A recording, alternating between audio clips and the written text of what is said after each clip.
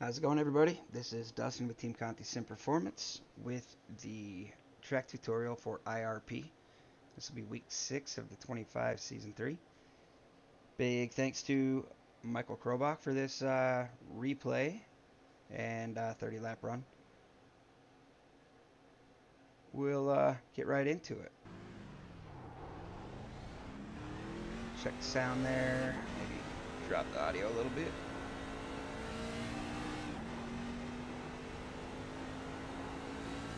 That looks better. Alright, so IRP is a track where you don't really run the bottom. Progressive banking keeps you at that first seam or above.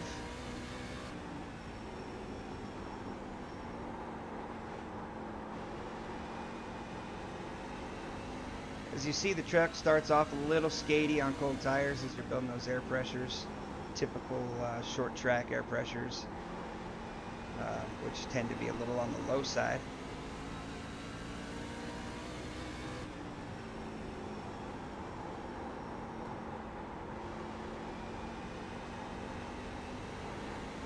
Michael here is running a pretty big diamond line.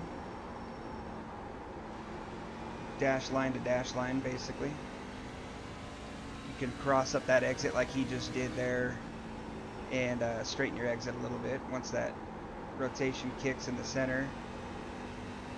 A lot of off throttle time as you're just letting it roll. You can drag a little brake as long as you don't over slow. You just want to make sure that you're not slowing the truck with the right front tire. Having the wheel cranked in it and still pushing is just a surefire way to shred your right front tire.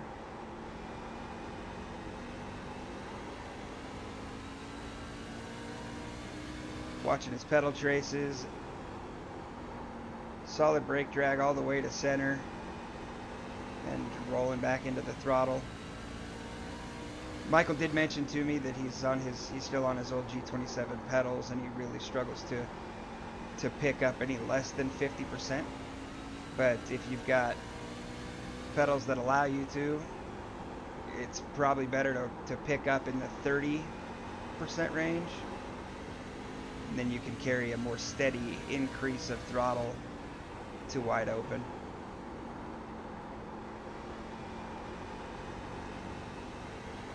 It was a great 1 and 2 there. The truck is definitely settled in here, lap 6.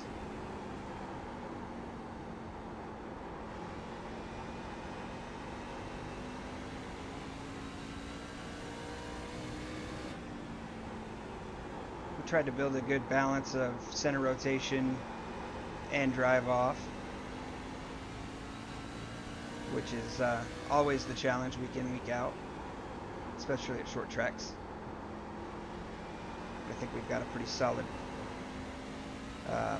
combination of the two.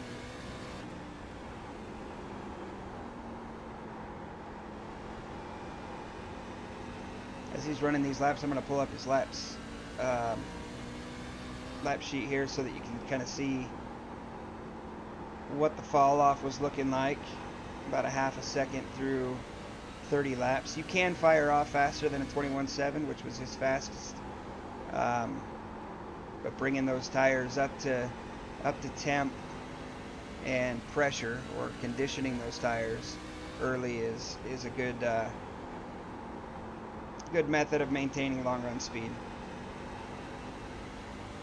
All right, starting lap 10.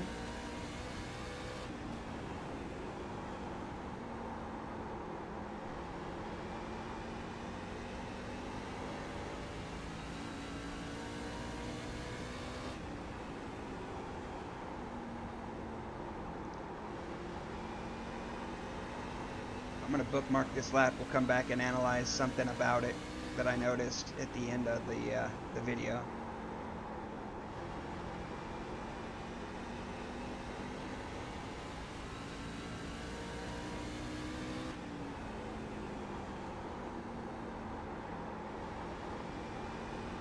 He did it again there. So let me go ahead and talk about it now. You notice into 1 and 2, he's letting it wash up quite a bit more. Of course, the lap I start talking about it, he didn't do it. But let's watch this lap time. just a little less of a diamond in 1 and 2, same in 3 and 4. Last lap was a 98 or 96. This lap a 95 with an additional lap of wear. So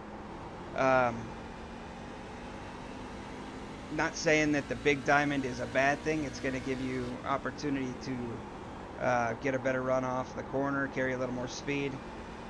So if you're running someone down or working someone over, trying to develop a run to where you can get to their inside, that's going to be a way to do it. But in just clean track, it's better to not run such an aggressive diamond.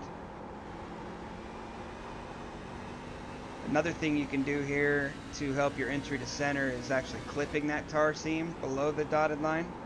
Get down there a little further. That'll de-wedge the truck a little bit because of the banking transition there, and help it rotate. If you do it under too much braking though, or with too much rear brake, it'll tend to loosen the truck too much, cause it to get free.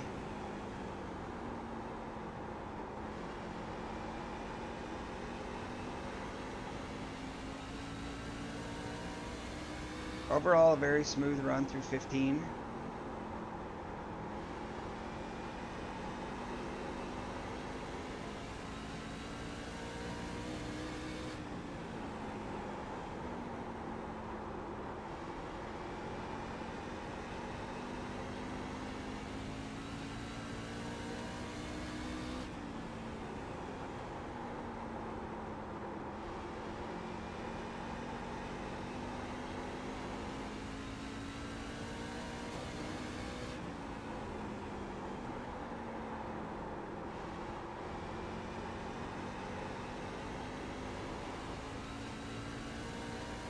There you saw he picked up throttle a little too aggressively, had to come back out of it a little bit, but he was able to get back into it aggressively again and didn't break the truck loose. Rotation on exit looks really good, and drive off and throttle security is still there, coming on 20 laps in.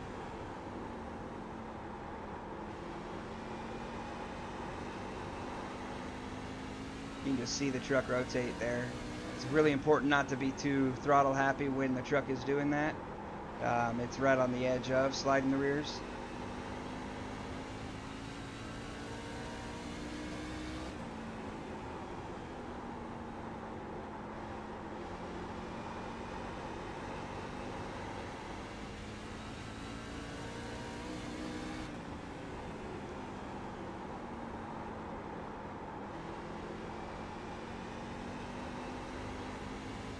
Definitely see Chrobok here looking around, trying different entry lines, different entry speeds.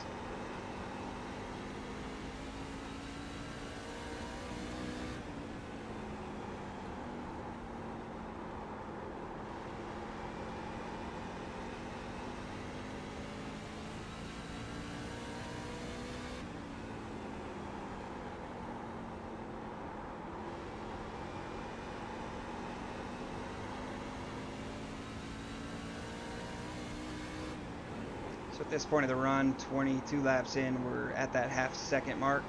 This is where the fall off really starts to plateau. You can expect to drop a tenth every, I'd say, 7 laps, maybe 7 to 10 laps from here throughout a run.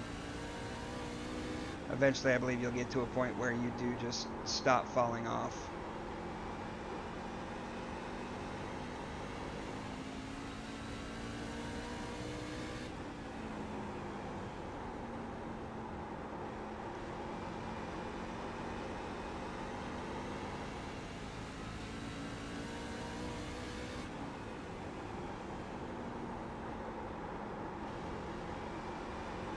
You'll notice that the truck this week does have a very similar feel to Gateway last week. So the same bullet point items, that we were really focused on last week in terms of our driving and inputs apply here as well. Overdriving the entry will cause tight center, and then throughout the run you'll have to wait longer and longer to get the nose pointed for exit.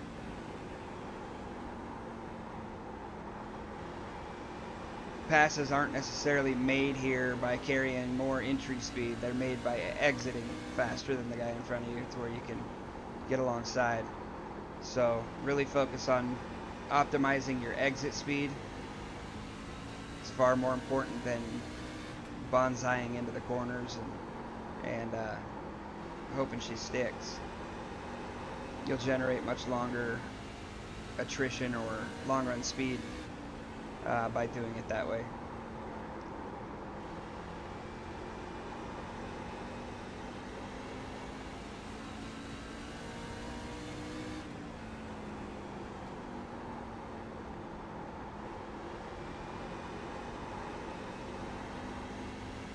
See him clutching the wheel a little bit, or kind of giving it a tug to the left here and there. Exit. That tells me that some of the security that he felt earlier in the run is starting to fade.